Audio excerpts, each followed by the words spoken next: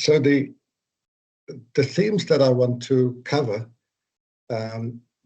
fall out into two parts. The one may sound strange. The first question is, why should we be concerned as academics and scholars about unethical and questionable research publication practices? And I'll talk to two very important reasons why that is the case.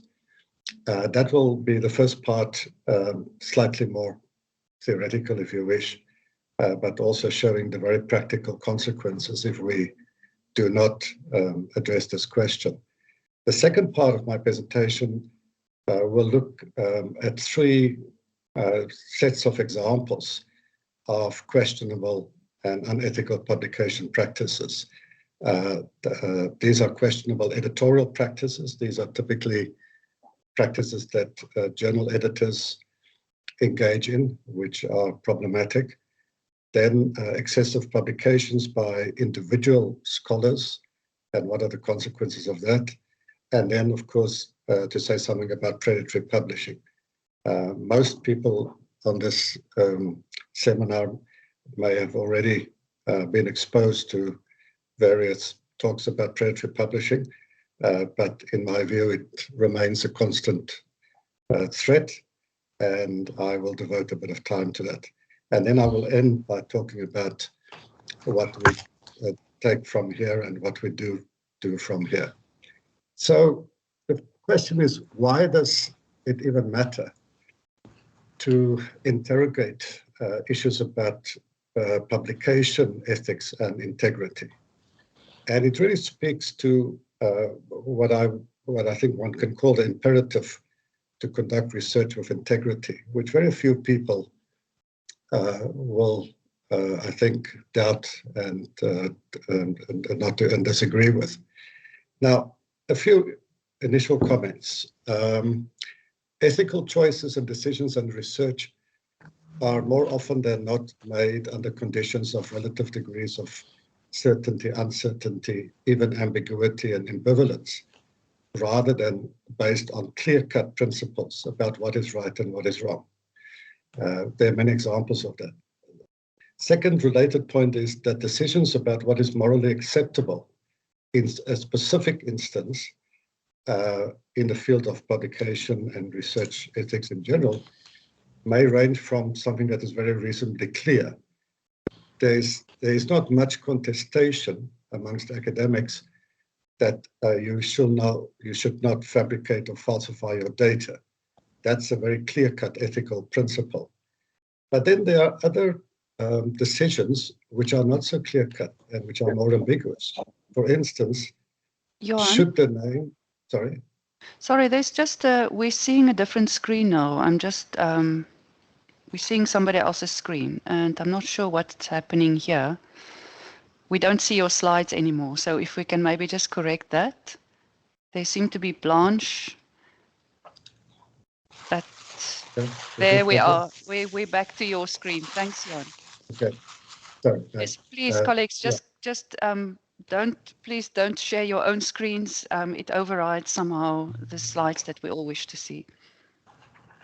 So I think people have probably followed what I was saying, and that I'll first speak to the issue about why it's important to even address this issue.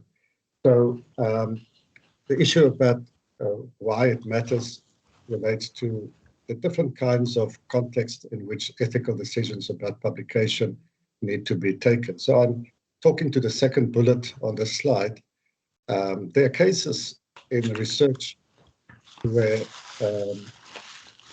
I'm sorry, I think that there's not all the mics are muted either, by the way, Tarina. I hear some background noise.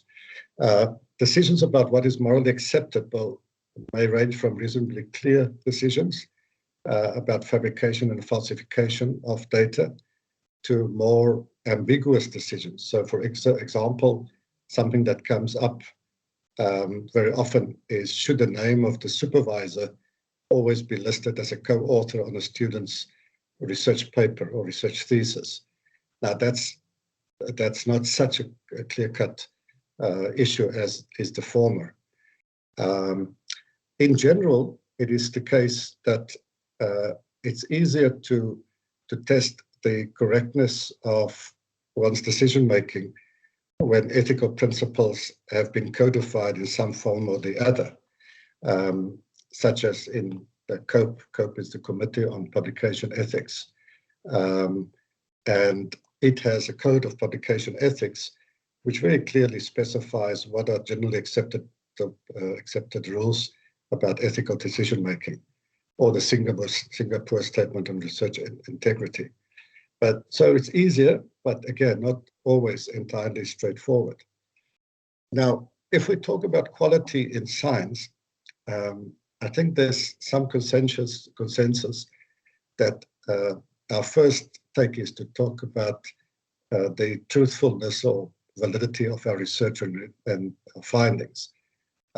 We ask whether the findings of our research will stand the test of peer review, the scrutiny of other scholars working in the same field. And in its most primitive form, scientific quality is, of course, an epistemological concept. How truthful is our knowledge claims? But we must remind ourselves that the results of our research, the findings of our research projects, are always the end product of a process of human decision-making. From the initial stages where we choose topics, we frame research questions, choose a design methodology, and eventually including decisions about publication. Now, in this decision-making process, scientists, academics make choices that either conform to sound ethical principles or not. In 1940, Robert Merton wrote a famous paper about the norms, the ethos of science. And at that point, he still advocated the idea of scientists being disinterested individuals who pursue truth and objectivity regardless. And unfortunately, some of the things that I will discuss today provide increasingly evidence that that ideal may be compromised in the fact that we see so many questionable and unethical decision-making. So my focus here today are not on the decisions which I think are more straightforward, but on the ones that are more ambivalent. So for instance, is it wrong for an author, for an academic to publish a disproportionate number of papers in the same issue of a journal? Is it wrong for an editor of a journal to publish multiple papers in his or her journal over the course of a year? Is it wrong for members of the editorial board of a journal to publish excessive numbers of papers in their journal? And of course, is it wrong to publish a paper in a predatory journal? So these Johann? are some of the, yes? I'm sorry, somebody has overridden your slides again.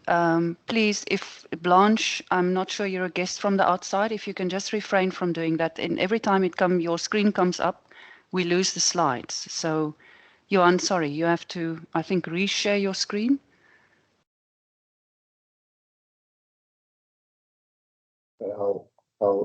Thanks. Now can you see it now?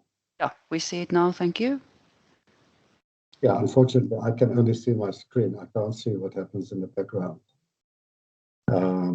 Okay, so just tell me when it appears, and I'll have to share and reshare again. I will do. Thanks. Okay. All right. So these are the questions that I will address today. Now, the question is also, what are the ethical principles or norms that underpin these different questionable behaviors? So in the case of predatory publishing, it is often argued that academics who do this, who engage in predatory publishing, are complicit with the publishing houses and the journals in violating good editorial practice, such as the lack of peer review or the intentional deception about editorial practices, the pursuit of profit over true scholarship. What is the ethical principle about excessive publication by an editor or members of an editorial board? Well, it's again argued that peer review may be compromised, especially if there's insufficient transparency about journal review processes. In the case of senior academics insisting on co-authorship, in all or most cases with junior faculty, it's argued that the underlying principle relating to rules of authorship and who needs to be recognized in the author list may be violated. And then it becomes even slightly more gray area of gray. What are the principles at work in the case of an author who ends up publishing multiple papers in the same issue of a journal? Is that unethical per se? If all the articles, for example, have been peer-reviewed? So is it a matter of dishonesty maybe, or is it simply a matter of greed, chasing the money in the South African context? And we'll come back to that example because unfortunately there are increasing number of instances of this happening in the South African system. So the first point that I want to make this morning is that why publication ethics matter is because it's in the interest of scientists to do their research with integrity and ethics, regardless of any other reason, because it's part of the fabric and the nature of science that we must adhere to the imperative to pursue research in an ethically responsible manner. Now, there's a second reason in South Africa why it matters, and that has to do with the National Publication Funding Framework. As you all know, South Africa is fairly unique, not absolutely, there are few similar systems in the world, but we have the National Publication Policy Framework that is managed by the Department of Higher Education and Training. The original version of this was established in 1987, but it was substantially revised in 2003 when it was extended hugely also in terms of funding. And then the most recent revision occurred in 2015 when a number of new journal lists, including Scopus, were added to the list of accredited journals. Now, there's an important sentence in the policy document which I want to quote. And it says, the purpose of this policy is to encourage research productivity by rewarding quality research output at public higher education institutions. However, the policy is not intended to measure all output, but to enhance productivity by recognizing the major types of research output produced by higher education institutions and further use appropriate proxies to determine the quality of such output. The point about this is that it has always been made very clear by the department that this is not simply an incentive scheme to maximize quantity, to see whether we can improve the numbers, the actual quantity of outputs without regard to quality. And this has now become the issue over the last at least 6-7 years where, as I will show you soon, there has been a huge increase in the volume of output funded under the system, but unfortunately it has come at the cost of increasing concerns about quality as well as integrity and ethics.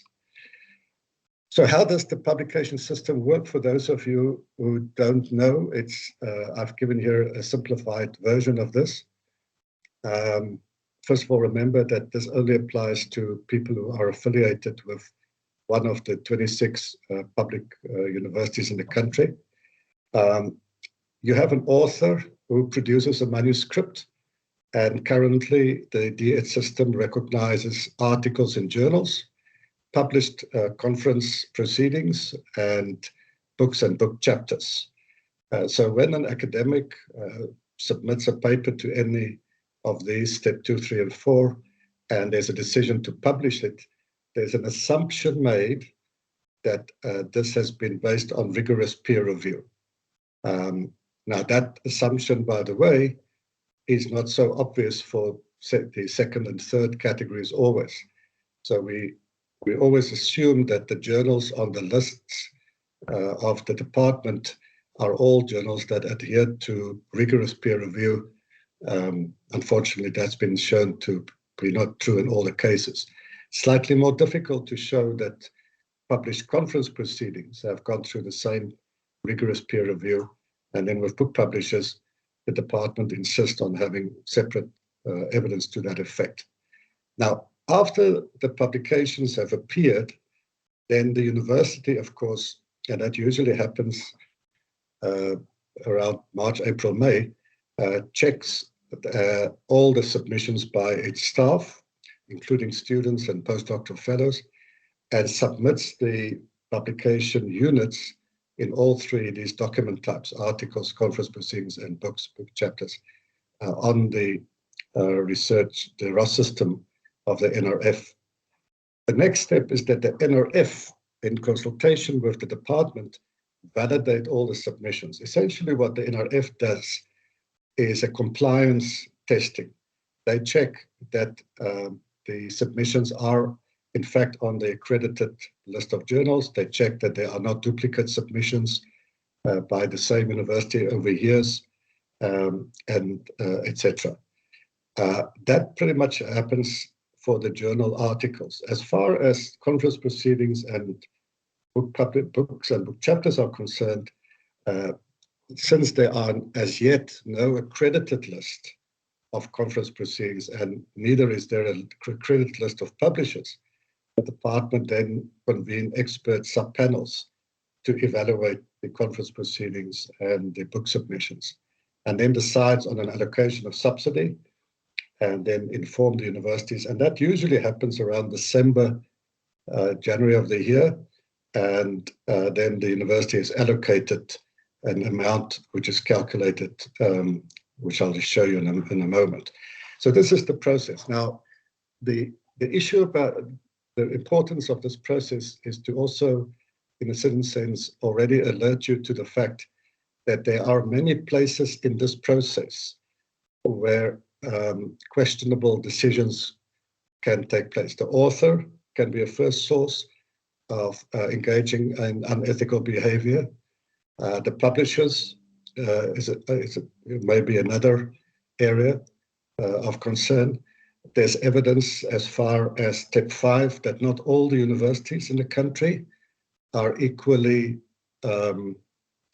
accurate and responsible in checking their submissions, and so I can go on. So this whole decision-making process have critical events that need to be checked.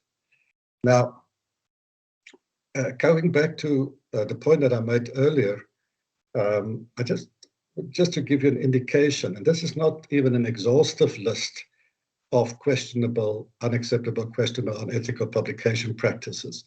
There are, in fact, probably twice as many as these. Now, at the moment, if you look at the left-hand block, you will see I refer here to violations of DHET publication policy guidelines. In the DHET publication policy document, which they sometimes augment with individual communications, there are guidelines, and they're not really ethical guidelines. They're simply guidelines to say that if you don't conform with these guidelines, then you don't qualify for subsidy. So articles must be published in a journal that appears on one of the approved lists.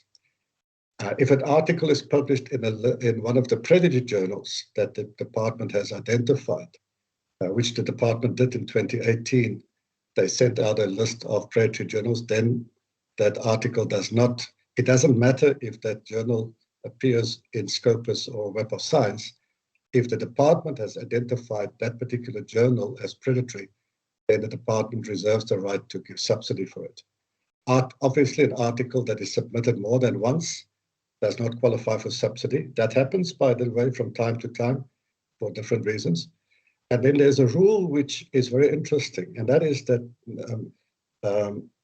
if there are more than 25% of articles in one issue of a journal on the list that is authored by the same university, and that would include by the same individual, the department can also withhold subsidy. Now, that rule is not easy to enforce for various reasons that I can go into, but that will change in the future. If you jump to the right-hand side, the obviously unethical publication practices, these are not ones that I will address today.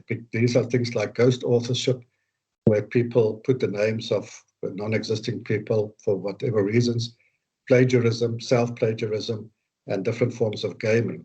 They all happen, by the way, they happen in the South African system, but they're probably not as prevalent as the blocks in the middle. And again, as I said at the beginning, I will focus on these three cases in the middle. On the right-hand side, I refer to these as straightforwardly unethical, because all of those behaviors are direct violations of clear ethical principles. The middle block are what I a bit more cautiously refer to as questionable practices. Now, let me show you what is at stake here. I mean, these figures are in fact publicly available, but not always easily accessible. And I want to acknowledge the assistance of Chief Mabizela at DHET, who provided me with the latest figures. Just to give you an indication, between 2012 and 2019, 30 billion rand have been paid out to universities under this policy framework, and specifically 16 billion rand for publications. The difference is made up in terms of the money paid out for research masters and doctorates. So what you see here, if you look at 2019, for instance, that in 2019, the universities in this country produced 17,194 subsidy units, article units, another 1,200 conference proceedings units, and 2,500 book and chapter units, to give a total of 21,000 publication units. The universities also produced over 8,600 research masters, and the doctorates, 3,419. They get weighted by a factor of 3 in terms of the subsidy, and that's the difference between the unweighted and the weighted total. And then you see literally the research output grants for the last 8 years or so.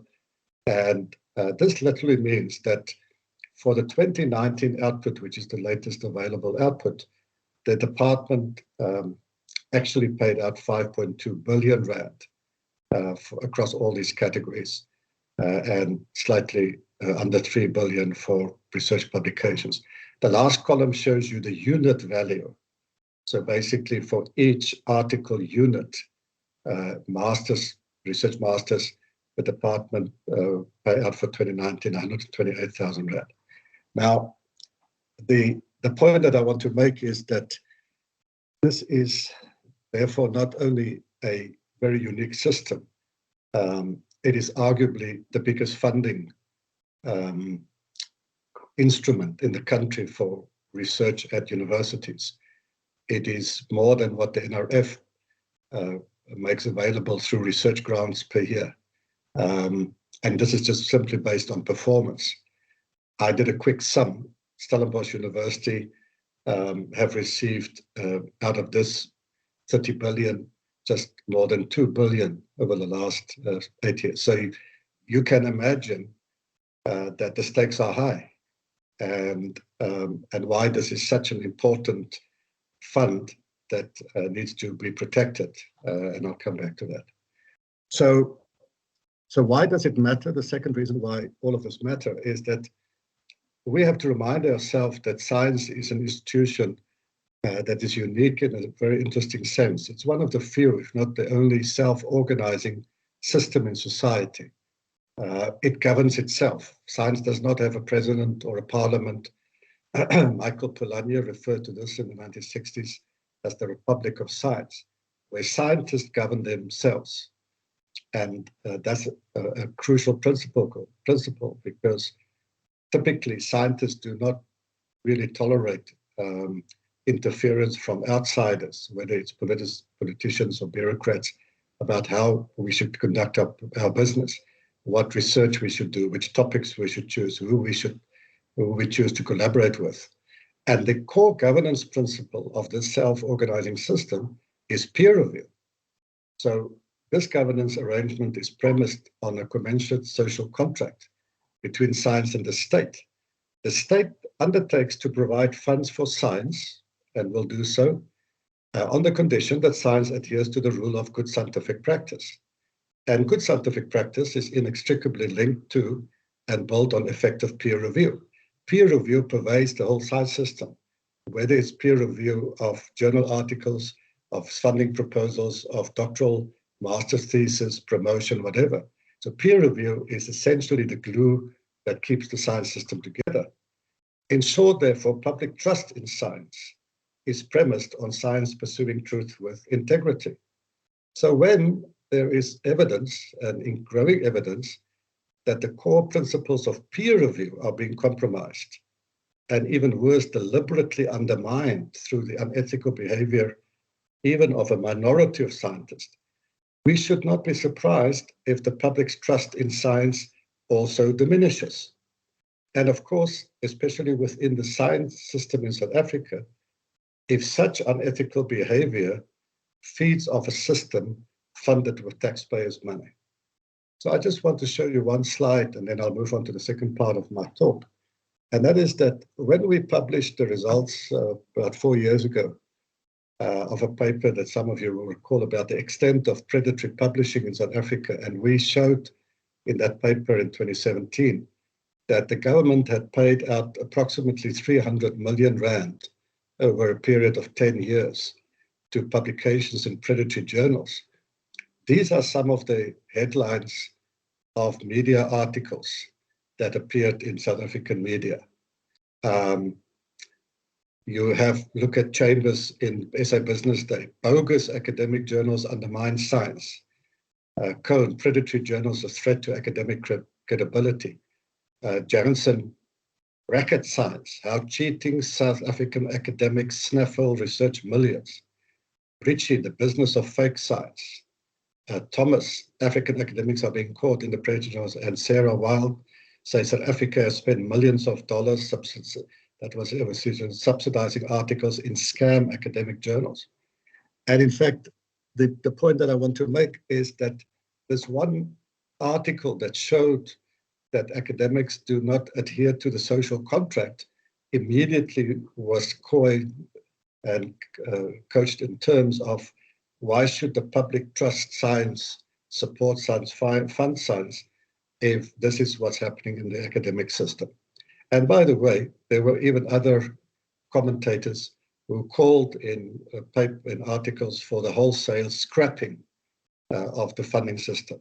Now, again, can I just say, I've said this publicly, that if this system, if the Department of Higher Education and Training scraps this funding system tomorrow, it would be a huge blow to research at South African universities. So it's irresponsible for someone to say that because there are examples of unethical behavior, which are isolated, they're not in the majority, but of course that's not the point, but it's extremely irresponsible for anyone then to say, because there are a few areas of unethical, questionable behavior, let's scrap the whole system, because it will literally means that the system has 3 to 5 billion rand less per year to spend on research. So we have to think about the concept, and this is why any discussion on publication ethics matter. I'll go faster in the second session, the second part of my paper about questionable editorial practices. When we published our first report to Academy of Science in 2017, and that report is available on the ASAF website. We looked for a number of things, and there were certain things that we encountered that were not very obvious beforehand. The one thing is, the first issue that I discuss is the behaviors of editorial boards of journals and of editors, because mostly they're academics themselves. And it struck us, and this is one example, I'll show you one or two other examples. We were astonished to find in 2017 that the African Journal for Physical Health, Education, Recreation and Dance, ASHPAD, it was later renamed ASHPES, was actually the journal in which most articles were published between 2005 and 2015. And the reason why we were surprised is we could not believe that this journal, which is in a very specialized, well, slightly interdisciplinary field, would have more papers published than top other multidisciplinary journals like the South African Medical Journal or the South African Journal of Science. So we looked at the trends in output. And this is, I'm also give you an indication of how we identified journals that engage in questionable practices.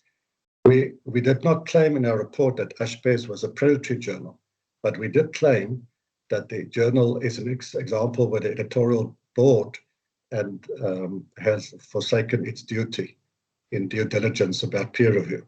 Now, when you see a graph like that for a particular journal, then all the red flags must go up, because what you're looking at is the annual output of the number of articles in the journal. And remember that in 2005, the new funding formula kicked in, where suddenly articles were awarded about 110,000 Rand per article.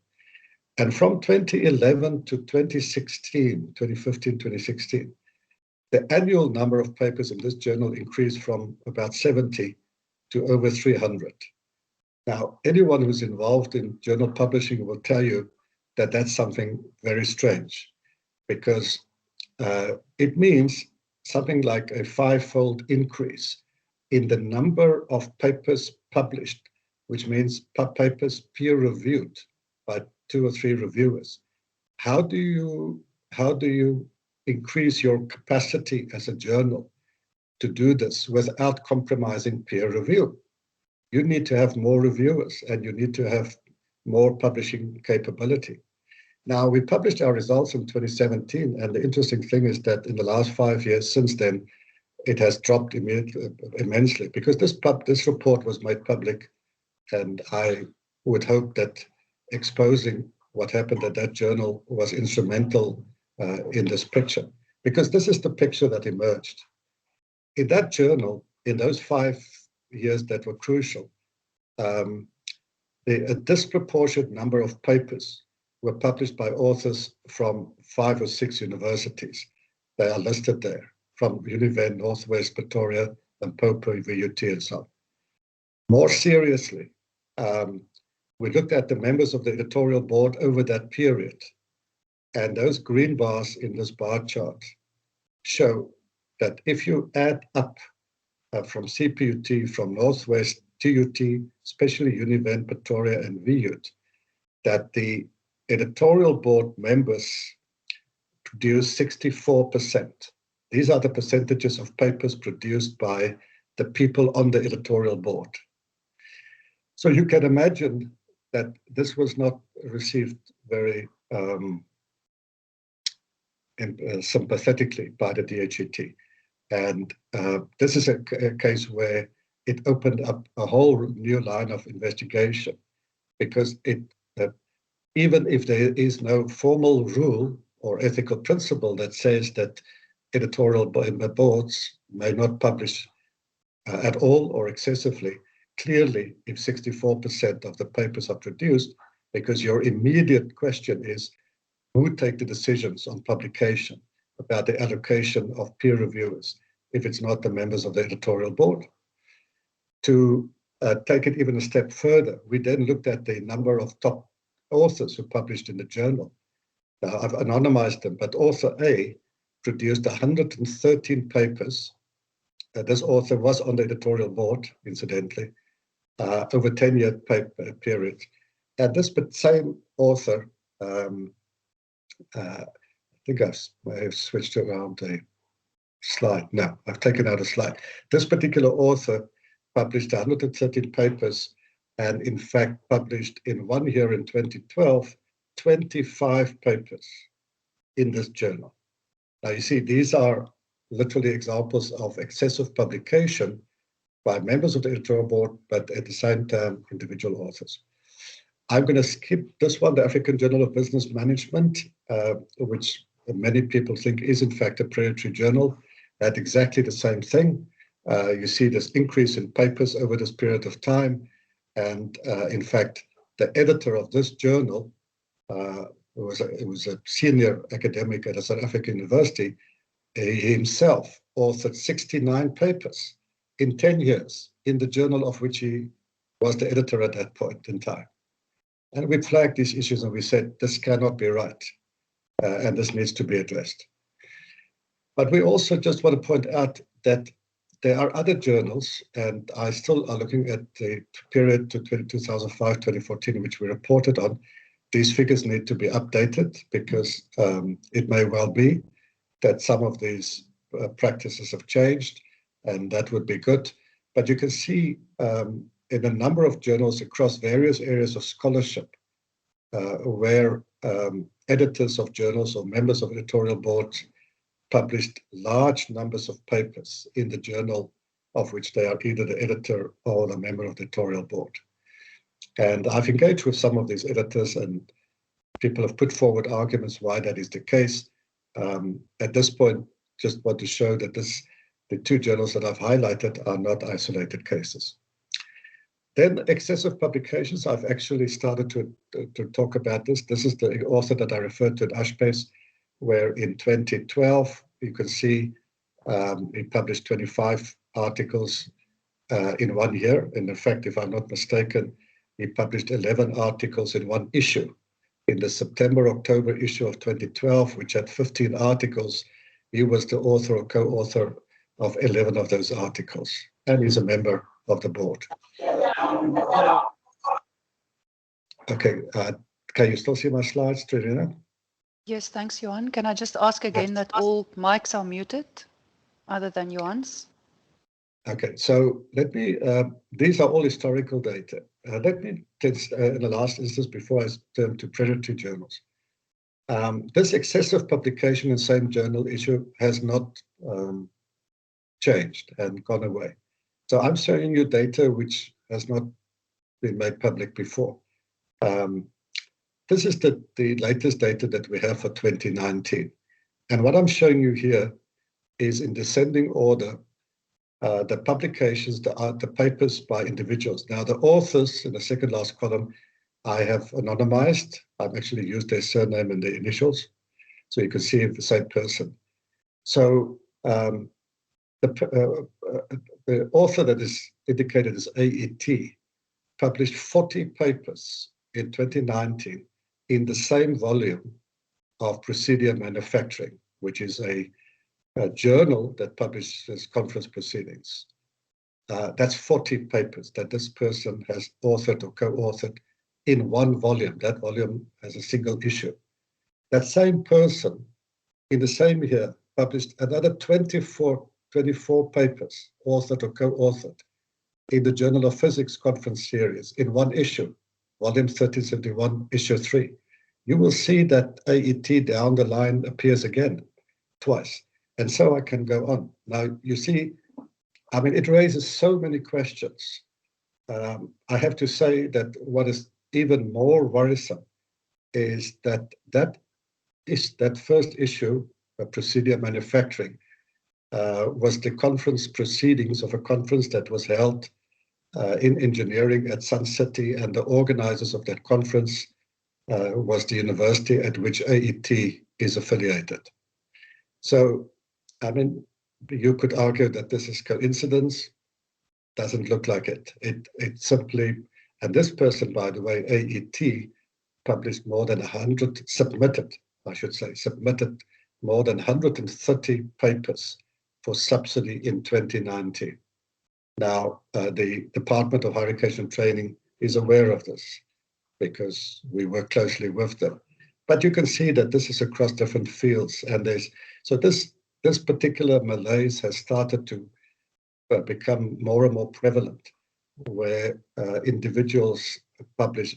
It's not just excessive numbers in 10 or 20 journals in a year, but in the same small journals and where they have some affiliation. Okay, my last topic is about predatory publishing, and I will highlight a few things. I know that some people in this audience will have heard talks around this and will have a fairly basic understanding of it. I want to, first of all, just remind you of a few basic things. This term, predatory publishing, originated with Jeffrey Beal, a librarian from North Carolina. Around 2012, he started a blog and he coined the phrase. He had a blog where he listed journals. He stopped that website a couple of years ago for various reasons, which we can discuss. And essentially what he did is he published a list of standalone predatory journals and a list of a list of predatory publishers. And then he had a block where he recorded the experiences of people who submitted papers to these predatory journals. He closed his website on 15 January 2017, but since then he's explained why he did that, and his lists are still available, and there are now multiple other lists that other people produce about predatory journals. In 2015, we were commissioned by ASAF to look at the quality of publishing in South Africa, and in that we then identified about 4,000 South African papers which had appeared between 2005 and 2014, which we demonstrated that they appeared in 57 journal titles, which appeared in Beale's list. Then since then, the interesting thing is that the number of papers South African authors who publish in trade journals have declined significantly. So after the publication of that report and the saliency of issues, it does seem as if people became aware that they should not publish in predatory journals. Of course, a number of people indicated that they didn't know that these were predatory journals, and then they stopped publishing in them. So you can see that by 2018, the number of papers that were subsidized, that appeared in predatory journals have declined to very small numbers. That is not to say that they don't publish in these journals anymore, but they certainly do not submit for subsidy. And it also is related to the fact that the department in 2017-18 sent a list to all universities and say, you cannot expect to get subsidy if any of your staff publish in these journals. So the question now is, has this problem gone away? What has not gone away is the aggressive and indiscriminate solicitation from predatory journals.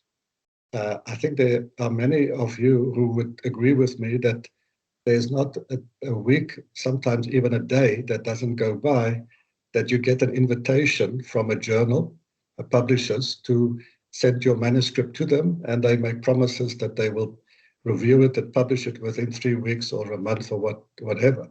So there are hundreds, if not thousands, of these examples, and a lot of people are writing about this. So the phenomenon of predatory publishers have not gone away. And in many cases, there's no clear evidence whether the soliciting journal is legitimate. That may be the case, or whether this is a case of predatory journals. So now the issue that confronts many scholars, and especially young scholars, is how do I decide whether a journal is in fact predatory? Because the consequences of publishing in a predatory journal is not only about the loss of subsidy, but it's something about much more important, and that is the loss of your own integrity and reputation when you list articles in predatory journals in your CV. And the other thing that's happening is that there are increasing cases of spillover effects from the predatory movement.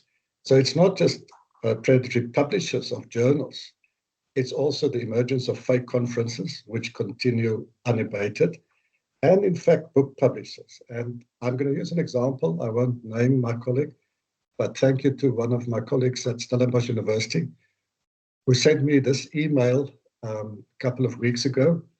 And in this email, which he received, this is the text that he got.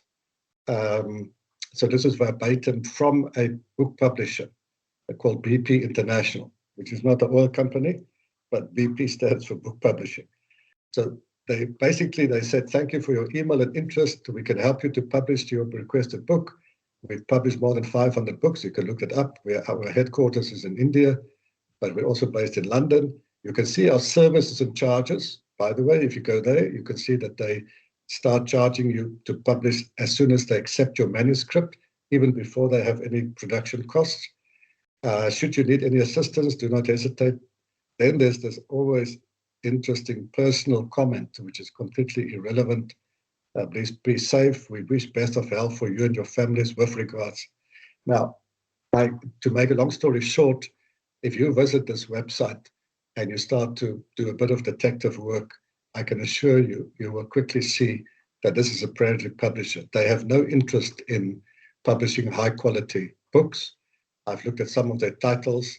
It is simply a scam to make money, because essentially you would pay just to be accepted to be published, and then if you want to get a pop copy, you have to pay again, and so it goes on. So I want to just point out that the whole phenomenon of predatory publishing has not gone away.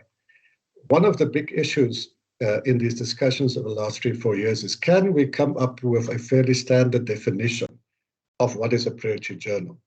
So 2 years ago, there was a summit in Ottawa, in Canada, where a group of people met for 2 days to come up with a standard definition, or a consensus definition, I should say. And this is the definition that we came up with, and it was published in Nature a year or what ago. So this is the definition, which I think is a good definition and something that you should take note of.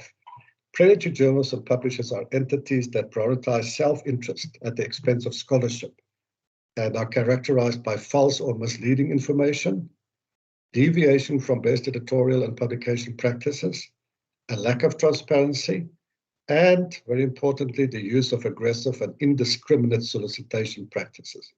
So they send spam emails to everyone, irrespective of field and interest. In the remainder of the slides, which I will go over slightly more at higher speed, I've taken each of these key elements of the definition: seeking profit over contribution to scholarship, misrepresentation, aggressive solicitation, and give a more clearer description, a bit of an operational definition. And then I discuss in the next slides examples of all of this. So I'll just be a bit more selective here. There's general consensus that any journal which deliberately deceive authors about some of their practices, including hiding or not disclosing their author processing charges, the handling fees, fast track fees, etc. That's the first indicator of a predatory journal. If they don't give sufficient information about any revenue-related information, then you have to be suspicious. And then, very importantly, you have to be careful when you are approached by a publisher who actually boasts that they have hundreds of journal titles, like Omics did in 2009. Omics, by the way, was based in the States, published this, and eventually, in a few years later, they were actually one of the first companies in the USA that were found guilty of fraudulent practices and were fined millions of dollars for deceiving the public about their what they do. This is one that I think, because people sometimes say to me, you know, it really is difficult to see whether this is a predatory journal or not. And my standard response is not so much if you know what to look for. One of the key things to look for is when they make false claims about indexing and fake metrics. And so I'll give you an example of, because many predatory, all journals, by the way, these days, make a point to say that we are indexed in the Web of Science or in Scopus or somewhere else. And so that's not the way to distinguish between them. But and all journals try to then list even their journal impact factor, which is calculated by either the Web of Science or Scopus. But what predatory journals do is that they claim, and here's an example of an East African scholars multidisciplinary at the bottom. If you look at all of those things there in the bottom circle, indexing and abstracting. Now, let me just say that none of them, I mean, if you have a basic understanding, and I can even give you a basic rule about this, not one of those things listed there is a legitimate bibliometric data index. Google Scholar is a search engine and is not a bibliometric database. In order to generate a journal impact factor, you need to be indexed either in the Web of Science or Scopus. There's no other legitimate index. I mean, things like Index Copernicus, Research Bible, WorldCat, these are bibliographic things. Cite Factor, there's no such thing. Stuff like that. My colleague and center manager, Marty van Niekerk, did a master's thesis on this. She produced a slide for me to show you, I mean, this is literally what appears on predatory journals as fake indexes and journal impact factors. So and none of this, what you basically see here, are legitimate. There is no such thing. If you see at the bottom there, the global impact factor, the universal impact factor. I mean, let me just say, these are fake metrics. They are made up. Then they are not real. Index Copernicus is a fake index. So here's a quick rule. If someone claims to give you a journal impact factor that is not in the Web of Science, that you can look up in the journal citation reports, which you find in the library, or in Scopus, the SNP indicator, then it is a fake journal impact factor. And sometimes you can even see where they claim a journal impact factor with 3 or 4 decimal points. So basically, that for me, I don't even look further. If I'm asked to comment on, is this predatory or not, when I see something like this, it's very clear-cut. Aggressive solicitation, we have to remind ourselves that it's not general publication practice, that the top journals in your field would approach you to publish without, certain conditions about peer review quality. And certainly, none of the top journals in your field will ever promise you that they will publish in the next 3 weeks or 5 weeks or 6 weeks. So even that, what you see in so many of these emails, must tell you that you are dealing here with a predatory publisher. And then there are things like inappropriate journal title or scopes that you can look at. Whenever I see journals that have words like global in them, universal, they have a journal for humanities and engineering, that's rubbish, because these are not typically the names of top journals. And there's a lack of transparency about editorial practices. So let me conclude in the last 5 minutes, Trina and colleagues. So how did we get here? I mean, there are now a number of publications where people reflect on this. On the one hand, there's no question that the advent of many of these questionable practices, including predatory publishing, became much more prevalent and possible because of the digitization of journals and moving from print to electronic journals and the open access movement. It is not that open access caused predatory journals, it just made it much easier. The second thing is that it is now very well recognized across the globe, this is not just in South Africa, that incentive and reward systems that operate in higher education, basically managerialist practices, have resulted in what is called perverse and unintended consequences. And of course, linked to number 2 is a culture of performance management, which pervades all aspects of our academic culture, where many performance appraisal systems at our universities force you to report more on numbers of outputs rather than quality. And if you add that to a system where there's huge competition, maybe we shouldn't be too surprised about the extent of these questionable practices. I'm going to skip this quote from Daniel Sarevitz. You can read it in your own time.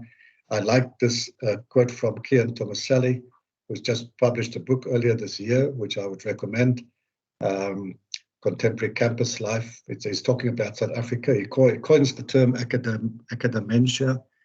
And this is a quote from his book. He says, nowadays publishing has become a treadmill. Everyone is expected to do it, professors, lecturers, university executives, even students. Well and good, except that much publishing is just rubbish. If you know Kian, you know that he doesn't mince his words. A niche so beguilingly exploited by the so-called predatory online publishers. Journals now are expected by many authors simply to offer the equivalent of product displays, and few have the time, inclination, or are rewarded for engaging in debate, for writing book reviews or commentaries. Sadly, universities have become factories and academics incorporated into the publication conveyor belt. Universities are ranked, researchers are rated, and sometimes roughed up by managerialism. We are turned into cogs who must meet preset outputs and be counseled by line managers who may have themselves failed to meet their targets and who may be lower ranked with less publications and fewer degrees. So, brutally honest from Kian. Final two slides on a more positive note. The seriousness of these things that I talked about this morning, all of these examples and even examples of other forms of unethical behavior, which I didn't have time to address, have been recognized by the Department of Higher Education and Training. And I must say, my center, CREST, has been working closely with DET, with Chief Mabizela, who is the head there, and the team. And they are, first of all, very aware of this. And secondly, they are equally concerned about how the publication system, to some extent, if I can use a slightly emotive term, have been captured by unethical behaviors. So they have launched two initiatives. The first is the development of a research quality framework, which is customized to counteract and will sanction persistent cases of unethical behavior in the future. So this framework will focus on ensuring that the current policy framework is strengthened by closing loopholes, some of which I've talked to, as well as introducing new measures to enforce compliance also by universities who are not applying the required controls and validations. So the research quality framework has been developed and it will be circulated for consultation soon. As a second part of the same initiative, a national collaborative program has been developed to implement this framework under the auspices of the University Capacity Development Plan. And this program will be a national collaborative program where every single university, together with other role players like ASAF and the NRF, will implement the RQF. The program has been developed, it has been submitted, and the latest information that I have is that they're just waiting for funding. And this program will support the ongoing monitoring, evaluation, and analysis of the funding system, and to ensure that there are early interventions to strengthen the integrity of the publication system. So, having said that, in the final instance, I believe that the solution to the challenges discussed in this presentation cannot be the sole responsibility of a government department or another agency or even a university. Individual scholars must recognize that they have a responsibility to ensure that their own research and publication practices comply with the highest standards of quality and integrity. And I thought to end up by saying that the initial appearance about 10 years ago and the subsequent proliferation of multiple forms of questionable and unethical practices in South Africa is not unlike the spread of the virus and its different mutations. These practices attack the very nature and fabric of the science system. And if allowed to continue to spread and flourish unabatedly without the necessary sanctions and controls, then we run the risk that public trust in science will at some point be on the decline. And then the consequence for public funding of science in the country could be quite devastating. Thank you very much. Johann, thank you very much. A lot of food for thought there. We had at some point 222. That was the highest number of people I saw in the meeting. A few people, of course, had to leave. But it shows you the immense interest in this topic. There were a few interesting comments in the chat box, for example, from Professor Johan Gergens, who mentioned that he was contacted by a fake facilitator of international research collaboration, and that then there would be certain people, authors on papers that received this money. So it's incredible. It's definitely a viral mutant of the system. Then also a hint from Dr. Sadi van Gijssen that says if the letter starts with "Dear esteemed professor," then you have to be skeptical. A question from Ms. Jody Limfani is, Johann, is there someone to report to if a predatory journal contacts you, or will this be under the RQF? No, at the moment, there is no formal body. It's a little bit, as I said, that, you know, in the science system, we don't really have governance bodies that you can report to. I think that if you establish without any doubt that in your field you're being approached by a predatory journal, simply to make that aware to the department and colleagues, and the research office. What will happen under the new, I'll just change my camera. What will happen under the RQF and its implementation is that we plan to set up a facility on a website which will list presumed predatory journals, and then names could be added once there's been a quality check. There are already at least, I think Marty can correct me, but there are at least 5 or 6 lists, like cabals and so on, of predatory journals that you can consult. There is now, from the people at Ottawa, a new platform being developed where you can check the name against predatory journals. But what we plan with the department is a system for the South African system, which would be a facility where people can both check whether something is a predatory journal, and then secondly, even add to a blog, and then that becomes a help and a support facility for anyone. I think the key issue that I always say, especially to young scholars, is that you must try your level best to forget about subsidy, but not to publish in a predatory journal, because there are examples, even in the literature, where young academics who were up for promotion. I know of academics in South Africa who applied for NRF funding, and then the panel that reviewed the promotion or the funding said, well, in your publications, we see you've published in 5 predatory journals. And that then became a huge issue because they thought that the candidate were trying to deceive them, and then suddenly your integrity as an individual is being questioned. So the counter side to that is I'm asked quite a lot, what happens if you find out that you've published in a predatory journal and you put it on your CV? Should you take it off? And my advice is twofold. One is, yes, take it off, don't keep it on your CV. Secondly, if you submitted an article to a journal and you wrote what you think is a really good article, and then you discovered it was published by a predatory journal, you can retract it. You can send them an email and say, I retract my paper. Now, there are actual examples of that Beale talked to. Invariably, by the way, the predatory journals never responded. But if you did your side and you retracted it, you can then submit that same article to a legitimate journal. Because if you think that it was high quality, deserves publication, you retract it from a predatory journals and you submit it to a legitimate journal. And then if it's accepted, you put it back on your CV. So there are ways to get around some of these things. Johann, an important question in the chat box, I think, is from Derek.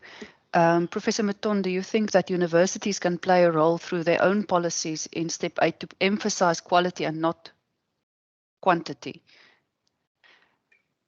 I think that 2 things to say there, and that is that I can tell you that already the one thing that the research quality framework will address, which all universities will have to respond to, is the fact that, as you may know or not know, at the moment that once the university receives the subsidy from the department gives no directive on how that money should be used. And that has been their position for the last 20 years. And their argument, which is a very sound argument, is that it is not the department's job and role to tell universities to disperse their funds.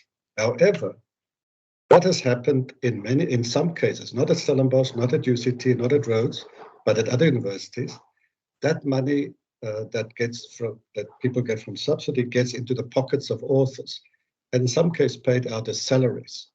Now, so the one policy change that I expect, by the way, is that the department will actually include a new clause in a revised policy to say that universities are not allowed to pay that subsidy as a salary to staff, because that goes against the whole purpose of the system.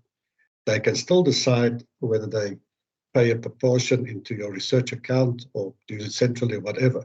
But the one thing that the department want to weed out is this very, very bad practice where people get, in some cases, in some university that I know of, they get 70,000 Rand per paper that they publish, and then they go around and boasting that they've published 10 papers and they have added 700,000 Rand to their salary. Now, that is a perverse consequence of the system. But to your point, I think that there is now globally a trend towards quality rather than quantity. And you may or may not have seen that. For instance, in China, which is now arguably the biggest or second biggest producers of scientific papers, the central government and the central funding agency has taken a decision that no citation statistics, no journal impact factors may be used in any form of performance appraisal. That, by the way, is linked to the counting of papers because citation impact is not quality. The problem with that is how to measure quality, because it's easy to count papers and even count citations, but to measure quality does not sit well with any performance appraisal system. And therefore, I know one of our colleagues that we met in Ottawa, who was the president of a university in Switzerland, said that at their university, they've completely done away with a standard performance appraisal system where people rate themselves and give marks for publications. And they asked them in 1 or 2 pages to write a narrative at the end of each academic year where they say, what contribution have you made to the body of knowledge in your field? That's it. So no number of papers, no number of citations, no H-index nonsense, no journal impact factor nonsense. Basically, a qualitative narrative text and say, what I've done this year is this is how I've contributed to the body of knowledge in my field. And that then gets documented and highlighted.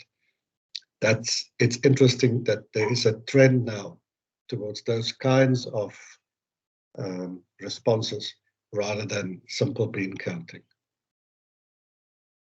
Thanks, Johann. You've touched in your presentation on the very specific issue of publishing as an editor of a journal, publishing in your own journal. So there's a question from Christopher Ezeke, thanking you for a very good presentation. As always, 2 things from me. He says, 1, can you specifically tell us if it is unethical for editors, at least, to publish in their own journals? And if yes, should we, as ASAF NRF-DHT, mandate a conflict of interest policy for all journals, which will effectively bar this practice? Yeah, that's a very good question, Christopher. When we did this last study, we did the study for ASAF and DHT, I took some trouble to try and find out if I could find anywhere in the literature whether there are clear rules about this. And I also even contacted a number of editors of top journals in the world. And interestingly enough, I could not find a single reference where people said to me that there is such a rule. For instance, the Committee on Publication Ethics, COPE, which really originated within the medical field, that does not have such a rule. So first of all, it's a very interesting thing. And the most common response that I got from senior editors-in-chief, was it's more a convention. It's something that a practice that has come over time, that the editor should not publish in his or her journal because it may, of course, as you quite correctly point out, there's an immediate possible, not actual, possible conflict of interest. And so one has to look at it closely. First of all, I think that my own view is that I don't think a rule like that, in that way, such a stark rule, would be appropriate and enforceable.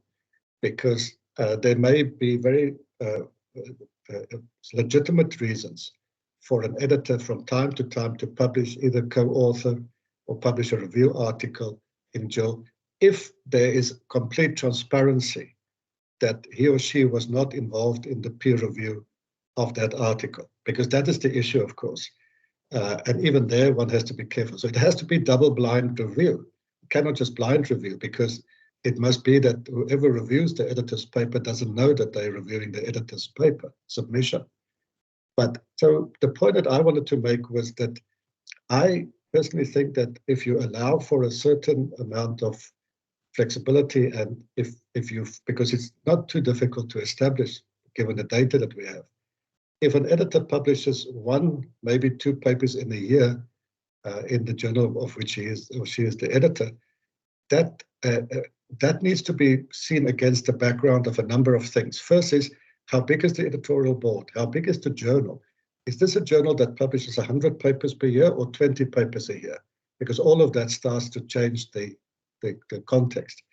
But the point that I wanted to make, Christopher, is excessive publication.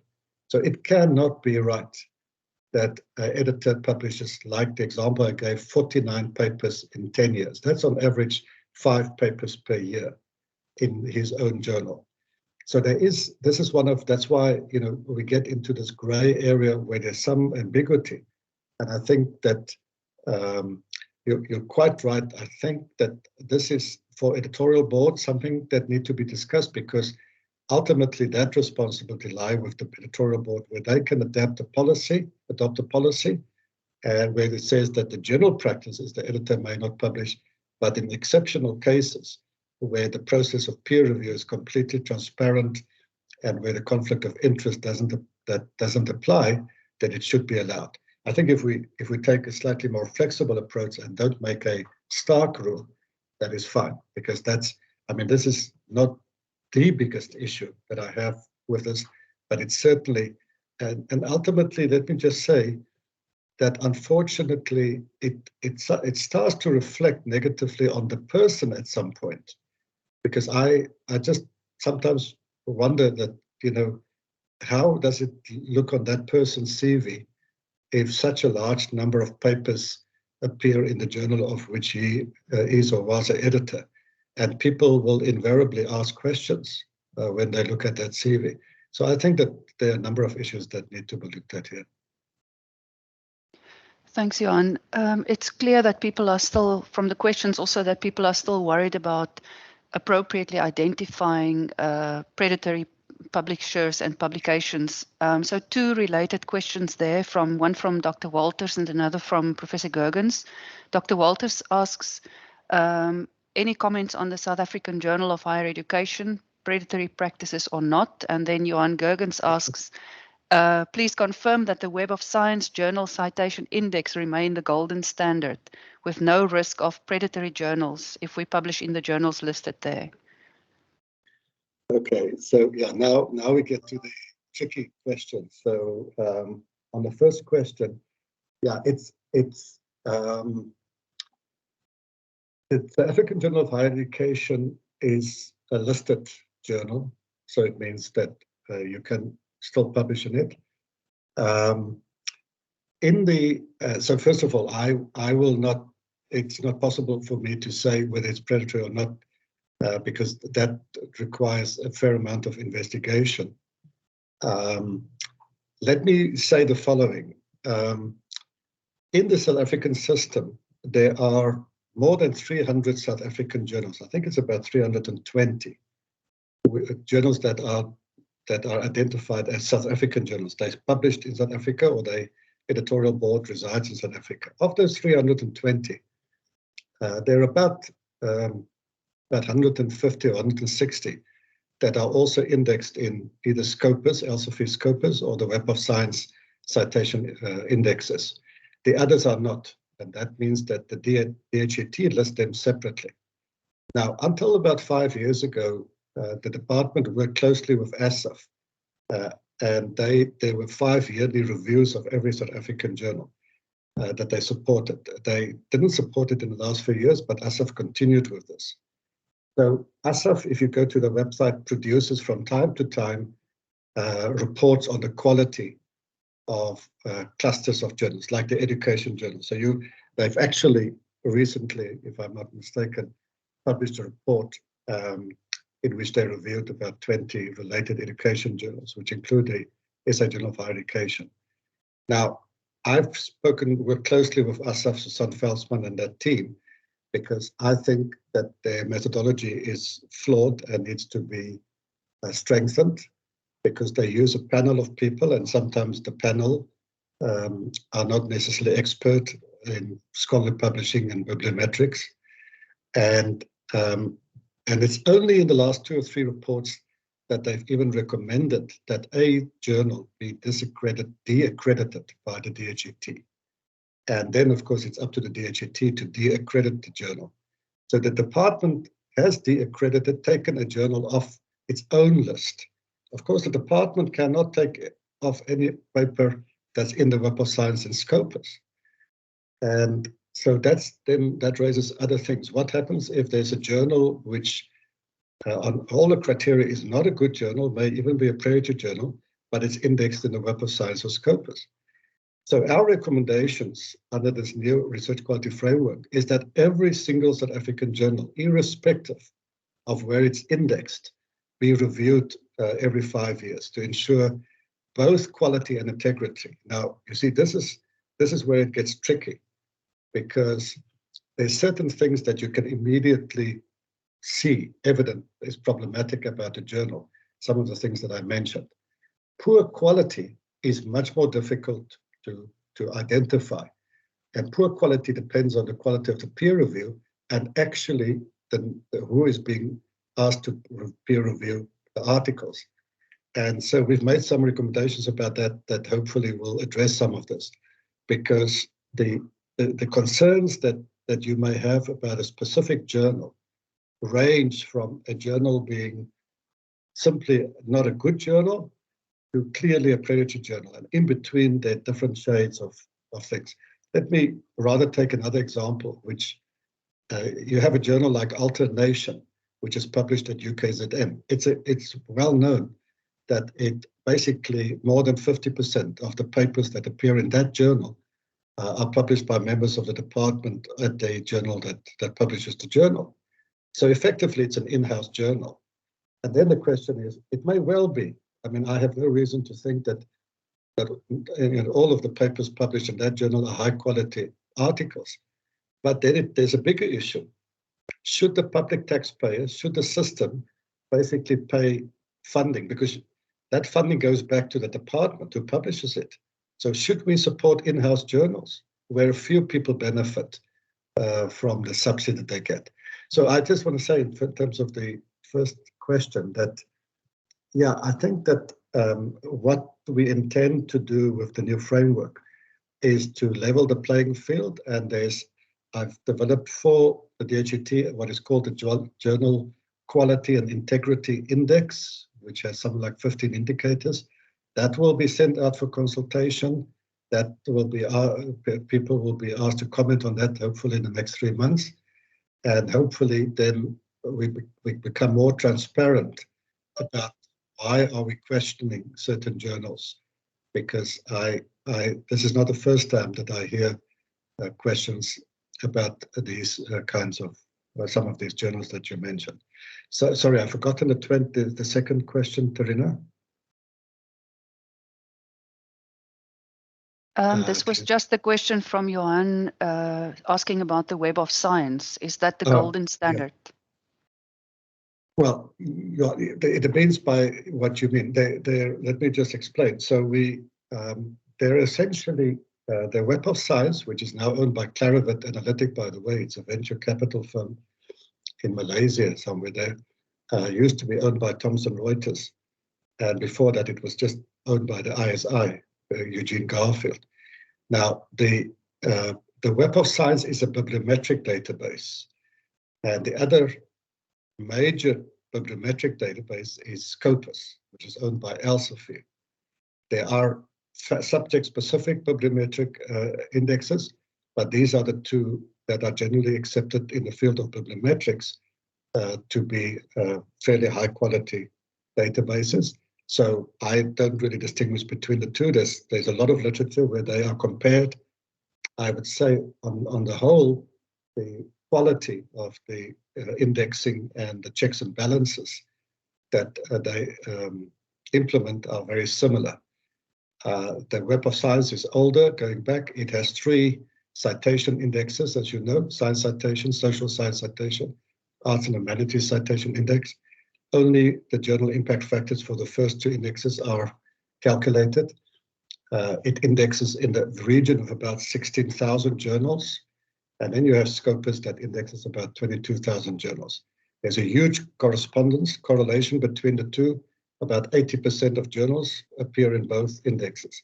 So for the purposes of this exercise, I would not distinguish between. If you have an article that appears in either one of these two, then you should be about 99% certain that you're publishing in a relatively decent journal. Now, having said that, unfortunately, there's always a but. There are also instances where in both cases, in the Web of Science and Scopus, they had indexed a journal that later turned out to be a predatory journal. There's a famous case in the Web of Science, a journal that some of people in social sciences will remember. There's a journal what was called the Mediterranean Journal of the Social Sciences. And that appeared in the Web of Science. It was indexed in the Web of Science. And then Beale and other people showed that without doubt, it's an absolutely predatory journal. And that was exposed. It caused a huge outcry, especially at some universities which published prolifically in it. To the credit, and that's the difference, to the credit of Web of Science, when they were informed about this, they immediately delisted the journal. So that is what a good index does.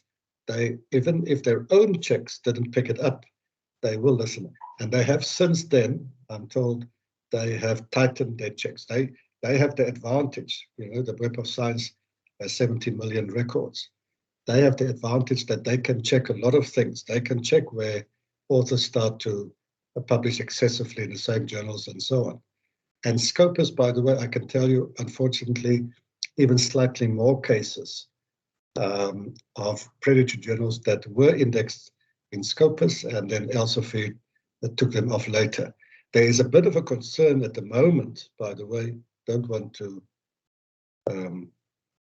put the fear of you on this, but recently ProQuest, which publishes the International Bibliography of the Social Sciences, IBSS, which is still listed as a separate list of accredited journals, was bought out by Elsevier. And ProQuest is now going to be integrated into the Scopus list. And I've spoken to people at Elsevier, and we have the South African representative of Elsevier. We know her quite well. And we said that we do hope that Elsevier and Scopus will look very closely at the IBSS list, because 80% of the predatory journals that we identified 5 years ago were actually listed on IBSS and not on Scopus or Web of Science. So it's a long answer to your question, but I think that generally I would say that if it appears in the Web of Science, the journal, then I would not be too concerned. And they, as I said, it literally would be the exceptions where a journal is then later to be discovered to be a predatory journal. Yeah. Johann, thanks very much. There's a number of questions still relating to predatory journals, and I'm wondering, instead of looking at each of them, if we could, from our side, for the Stellenbosch research community, provide some support in terms of the identification. You mentioned some lists that exist. There's also been a few very helpful comments in the chat box from researchers saying you should ideally know which journals are reputable and trusted in your field and look to publish in those. And if there's questionable journals that you are being contacted by or that you think might be questionable, then rather avoid those. Is there, in your opinion, are there ways that we from the research office side can better support people to make the right choices just by providing some information? And I'm specifically thinking of our younger researchers and postgraduate students who also publish, and that we want to guide them as best we can.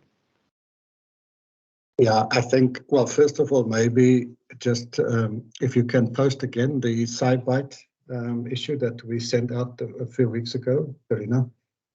Quest has produced a 6-page little report, which we called How to Identify and Respond to Predatory Journals. Okay, excellent. We can send that, yeah.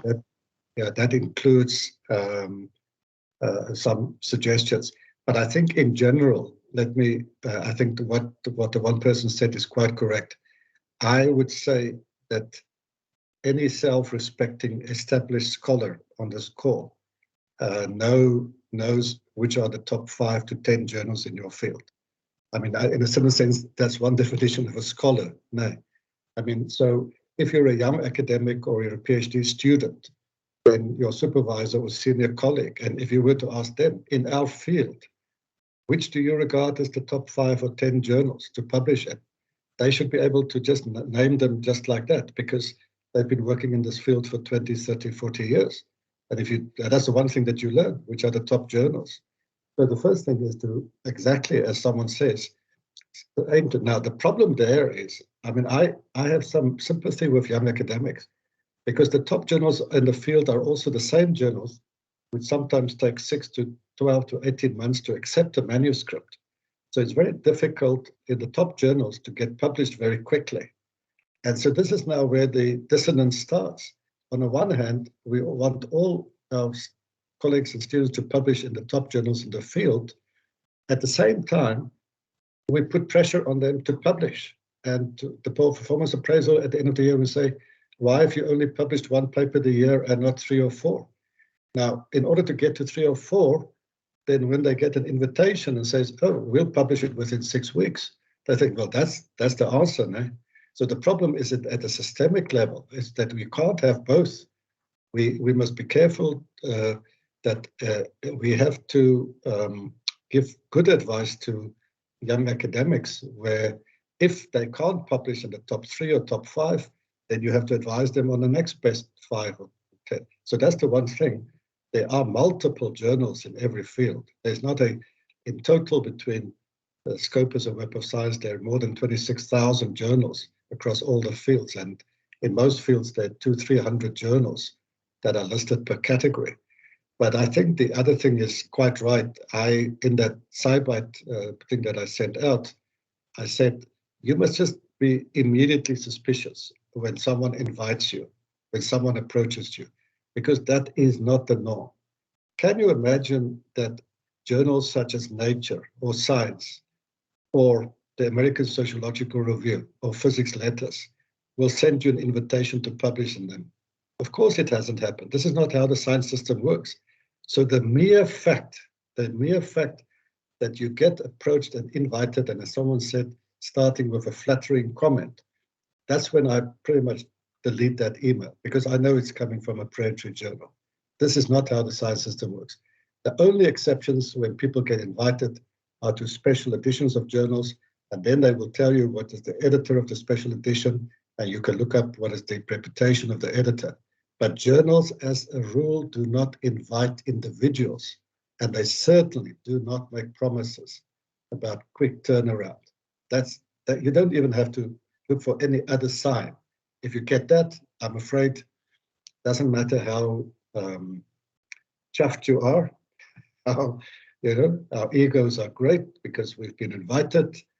No, please just be suspicious, because that probably 95% of the cases means that that's a predatory journal. Johann, and just to add on, it was pointed out in the chat as well that it's always good to ask librarians or indeed people from the research office dealing with publications to ask for advice. At Stellenbosch University, we also have a mentorship program for our early career academics, and this is typically a thing that you can run past the mentor for advice. Another, I think, important question, Johann, regarding predatory publication. So you mentioned this, and I just want to verify it. You said that if one falls into the trap and you submit a publication to a predatory journal, you realize that and you then retract, whether it was published already or not, you then retract it. Mostly those journals don't even respond to a retraction request. If you then submit it to a legitimate journal for publication, it could be picked up as already published by, already if they would put it through Turnitin, for example. And we've had a case like that before. Could you perhaps just elaborate on that a bit more? What people can do when they've fallen into that trap? Because I think the saddest thing would be to lose a good piece of work to a bad journal. Yeah. So no, first of all, I think that the author, to my mind, always has the right to retract a paper. And remember, the most common reason that authors retract papers is when they discover that there was a mistake somewhere in their research, when they discover that there's some data, some experimental results that they reported on, they discovered belatedly was wrong, and they retracted either before or after publication. Retractions can also happen after the fact when the journal discovers, and sometimes another researcher points out an error, and then the retraction is a legitimate move in publication. It's ethical. It means that you admit that you've made a mistake somewhere and you want to retract it. The worst is that you discover a mistake and you don't retract it. That's what you shouldn't do. Now, the thing with a predatory article is, no, I think that it's, to my mind, again, there's not really a code of ethics of publications in predatory journals that I'm aware of. People write about guidelines, and we should probably think about some code of ethics around predictive publishing. But I would say that this is really then just my personal opinion. When you discover that you've published in a journal and you belatedly are told or informed that it's a predatory journal, and you retract it, and then you submit it to another journal, you may as well state that in your submission, because you can be transparent, because now remember that many journals, when you submit a manuscript, they do ask you whether you've submitted that same journal to another journal, another legitimate journal, because that's the one thing that, again, we don't think is very ethical, that you send a manuscript simultaneously to 2 or 3 journals and see which one of them will publish that. That happens, by the way, and then you should really even retract one of those. And so we've come across some of that, where people have actually, their papers appeared in 2 journals which are both on the accredited list and they're not predatory.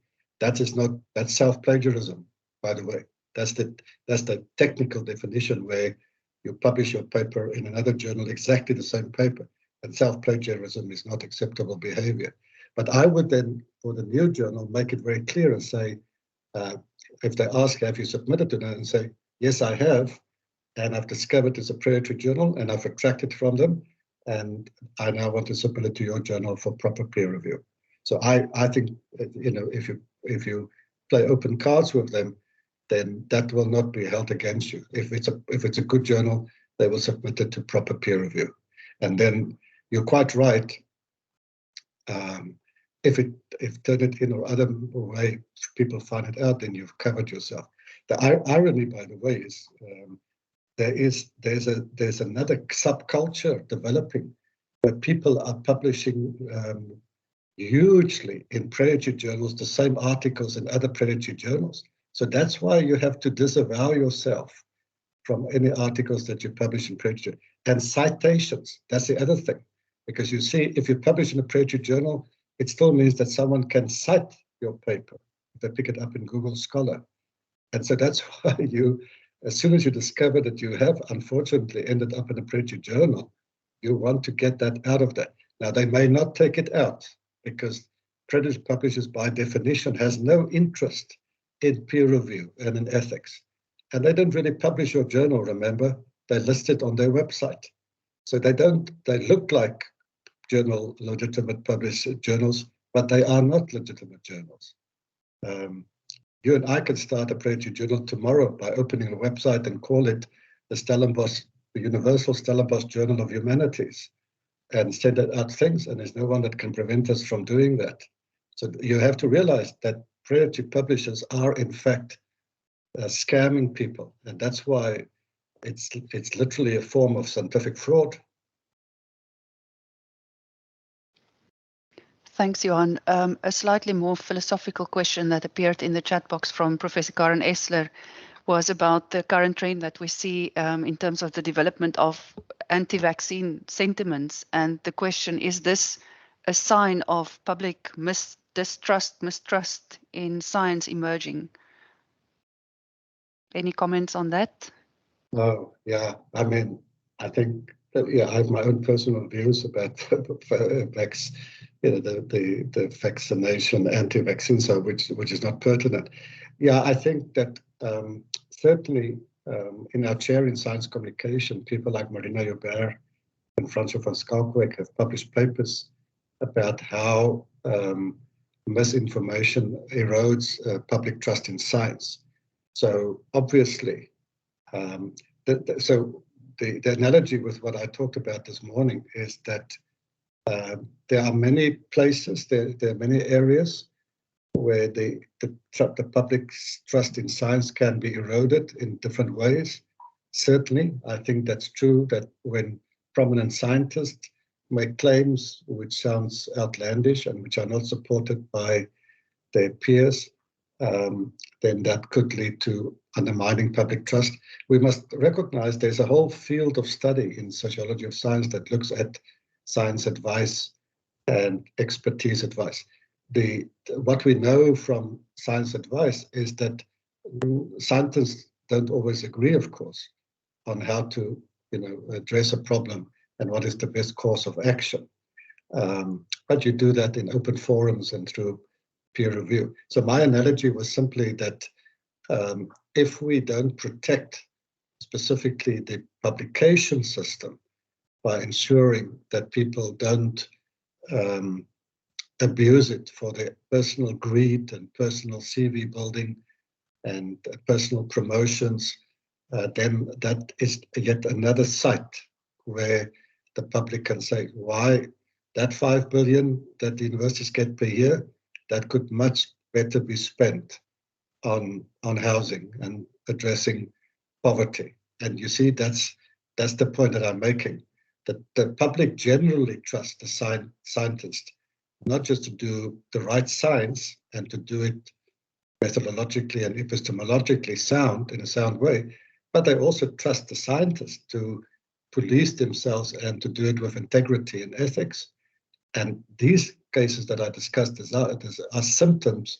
They're not of widespread malaise and unethical, but they are nevertheless sufficiently serious that we need to counteract it. And that's okay. That's what we should be doing. So the kind of measures that the department is now considering, and which universities have done, because universities have also clamped down on bad practices. That's exactly what happens in a healthy science system, where you discover that there are these transgressions and violations. You come up with countermeasures to protect the integrity of the system, and we can't really do much more than that.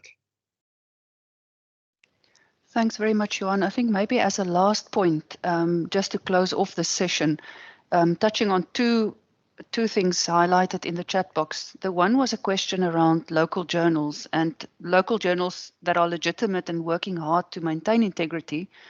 What can we do to have our local journals respected internationally? And that somewhat links up to another question about how do we measure quality? And maybe you want to end off just by saying a few things about quality.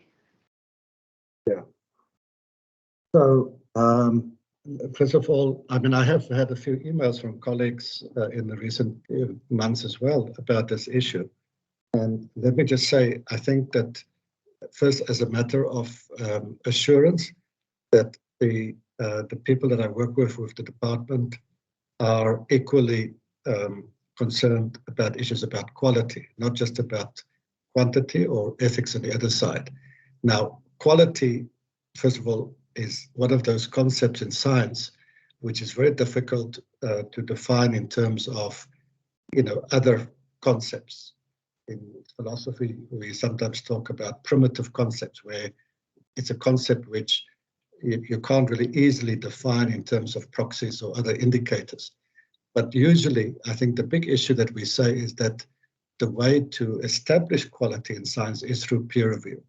We don't really have other direct measures. We have indirect measures.